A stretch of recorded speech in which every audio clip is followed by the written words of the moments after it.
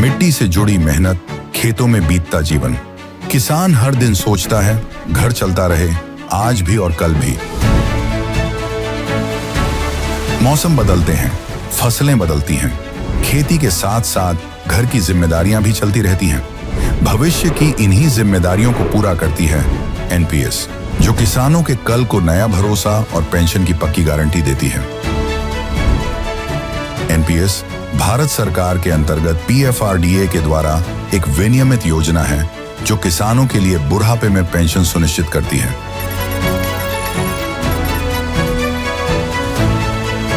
NPS खाता खोलने के लिए अपने नजदीकी सीएससी से संपर्क करें या 1800-1107-08 पर कॉल करें।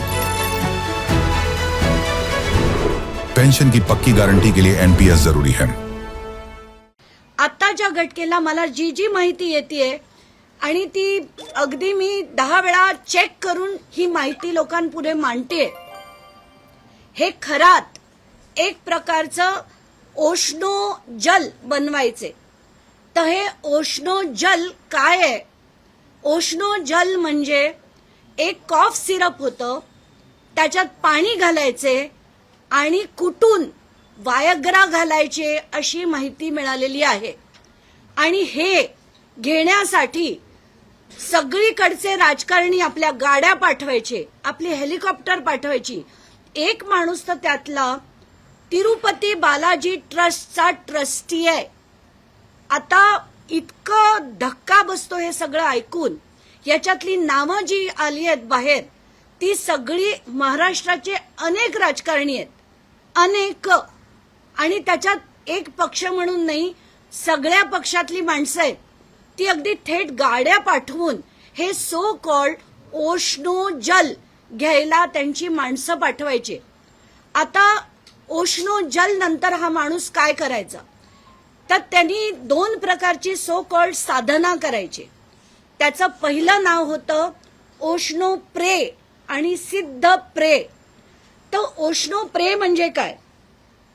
तर ओम ईशान्येश्वराय नमः असा जप 11 वेळा करायला ते सांगायचे। आता हे वार कुठले असायचे?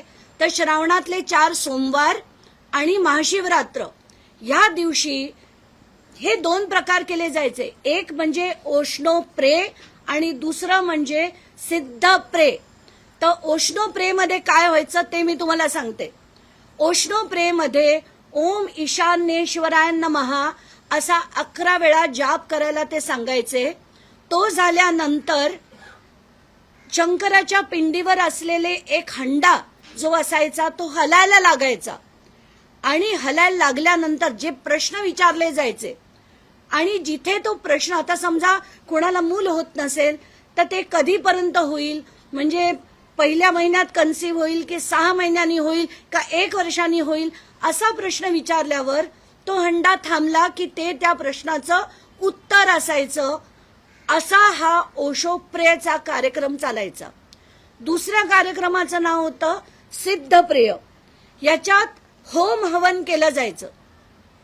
होम हवन करताना कोणाला सापाचा आवाज यायचा, तर कोणाला काही आकार दिसायचे, तर कोणी आकृत्या त्या बघून भारावून जायचं आणि असं करून लोकांच्या बुद्धीवर ते असा एक प्रकारचं हिप्नॉसिस केल्यासारखं करायचे। असंख्य बायकांचं, जसं मी म्हटलं शेकड्यांनी बायकांचं त्यांनी लैंगिक शोषण केलं। त्यात जे श्रीमंत यायचे त्यांना हे ओशनो जल देऊन त्यांच्याकडनं पैसे उकळायचे, बाकीच्या श्रीमंत लोकांना अमुक ऍडवाइस देऊन त्यांच्याकडनं पैसे घ्यायचे। पण मध्यमवर्गीय आणि गरिबांच्या बायकांचं सरळ सरळ लैंगिक शोषण हे एकदा नाही, त्यांनी असंख्य वेळा केलंय। मी हे आज मुद्दाम लिहून का घेतलंय? कारण इतक्या गोष्टी आहेत, त्याच्यातली कुठलीही गोष्ट राहायला नको म्हणून आज पहिल्यांदाच तुम्ही बघत असाल की मी हे सगळं लिहून घेतलंय।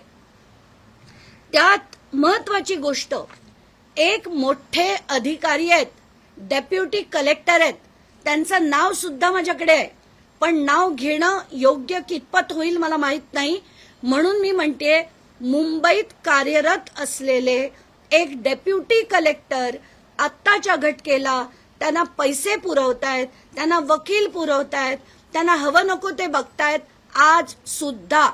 आणि याच डेप्युटी कलेक्टरच्या मुलीचा सातबारा माझ्या हातात आहे. त्यांचा आणि अशोक खरातांचे फायनान्शियल रिलेशन्स आहेत. एवढंच नाही तर त्यांच्या जमिनी एकत्र आहेत. ते प्रूव्ह करण्यासाठी सुद्धा मी एक सातबारा माध्यमांना देणार आहे.